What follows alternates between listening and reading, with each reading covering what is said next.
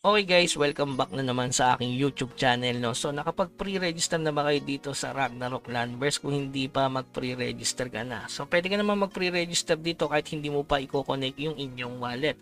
So sign in ka lang via Google or email. Yan, pwede ka mag-email for register. So after nun, pwede ka nang mag-connect ng wallet agad ng Ronin wallet. Pwede naman sigurong hindi pa since wala pa naman yung game. Pero i-ready mo na rin yung Ronin wallet mo. Add extension ka lang, create wallet. Napaka basic na lang yan mga boss. So total 94,777 na yung nakapag-register dyan guys. So medyo madami-dami to, no? Pagdating sa Ragnarok talaga, hindi to mapag-iiwanan guys. Kahit yung mga classic Ragnarok lang, di ba? So itong Ragnarok Landverse na to guys, nirelease na to last year.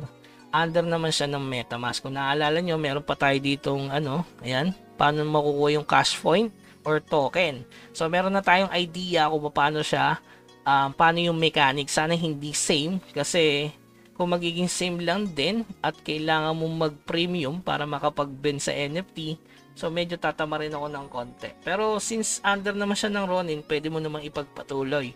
So yung grinding kasi niyan guys, ayan, ito yung grinding niya.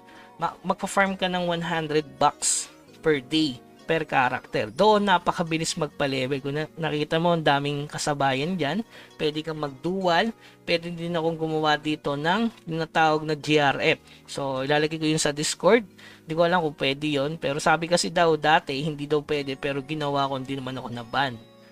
So, pwede naman siguro yun para hindi natin makita itong mga puno-puno. Kasi, kapag naka-GRF, mas okay magpa-level, mas mabilis, di ba? So, yan, magpa-farm ka lang ng box. Kayang-kaya mo 100 bucks per hour. Ayan, no? Grinding total seni per day for low level. Siguro nakaka 330k ba? 100k. So, maganda dito kasi sa game na to, pwede ka makipag-trade sa kapwa mo player. So, pwede mo din siyang, alam nyo na, di ba? So, syempre, yung card dyan, pwede mong ibenta through NFT. Lalo na yung mga mamahaling card like Raid Trick, siguro, Ghost Ring. Lalo na yung mahal yun dati nung nakita ko, 10k. Iyon points ba yun? Hindi ko na matandaan kasi 1 year ago na yan guys. Okay, meron din tong mining. Yan, meron na rin tayong guide dyan regarding sa newbie. Yan, codes newbie tips part 2.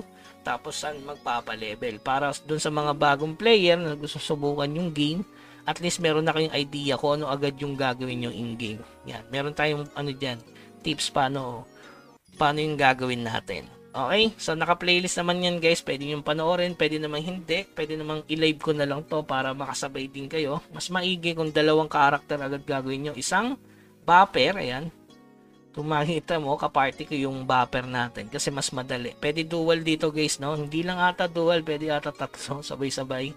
Pero ima-maximum nila yan ng dalawa lang siguro guys. So tingnan natin yung pinakadulo nito kung ilan yung seni na kuha natin. Yan, magbubukas kasi tayo dyan ng parang box eh. So, panoorin nyo na lang guys. Para alam nyo na yung gagawin nyo saka sakaling ilabas yung 1 year ago na yan guys. Oh. Okay, so sana maganda yung under ng Ronin wallet. Sana pumaldo tayo. So, hindi naman tayo magpapaiwan dyan. Kung may maibibigay akong tips, i-content natin guys. Okay, so yun lamang guys. Keep grinding. Huwag kalimutan mag-subscribe sa ating channel para sa iba pang mga free to play to earn na laro. Hanggang sa muli, paalam.